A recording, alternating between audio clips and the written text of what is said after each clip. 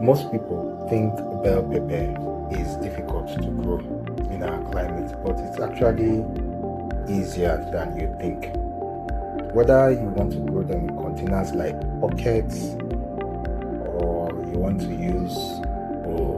grow them on the ground as on ridges, it's very, very possible for you to be able to achieve great results. Just follow me, let's get into it, and I will answer some of your questions.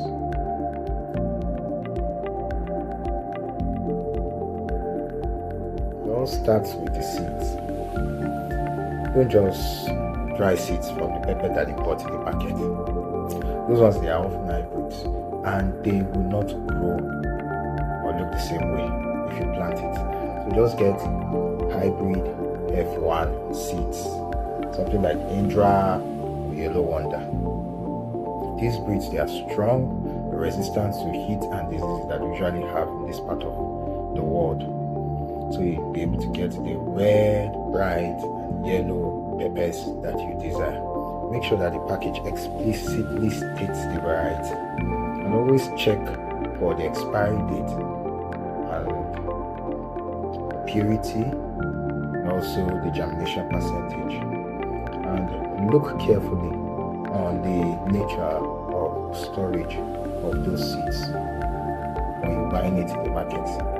You see seeds that are displayed under the sun and they are being sold to you, just have bought good seeds.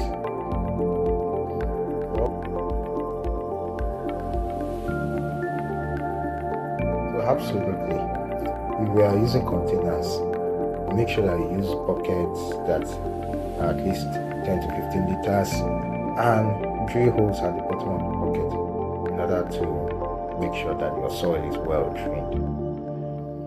For those that are planting on the ground, make sure you make the ridges to be quite high. Pepper hates wet feet. Make it to be high, and so that the waters will drain. Whether in a pot or a ridge, your soil must be well loosed. Your soil must be well mixed with poultry, manure, or compost. So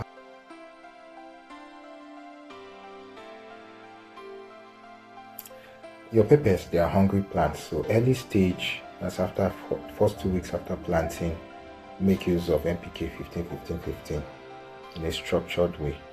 Now for the second stage, which is the flowering stage, we have to beef up potassium and calcium. This will help to prevent the blossom end rot, where your pepper grows and turns black and it softens at the tip. Now for protection from insects like aphids and whitefly, I would recommend systemic insecticides like imidacloprid. But remember, stop all sprays at least 7 to 10 days before harvest. These are for food safety reasons.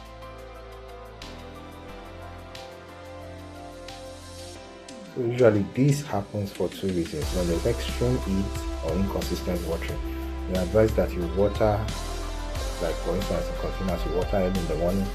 The sun is too harsh, you see how you'll be able to create some form of shade, and keep weeds away, which will steal away the nutrients from the pepper plant.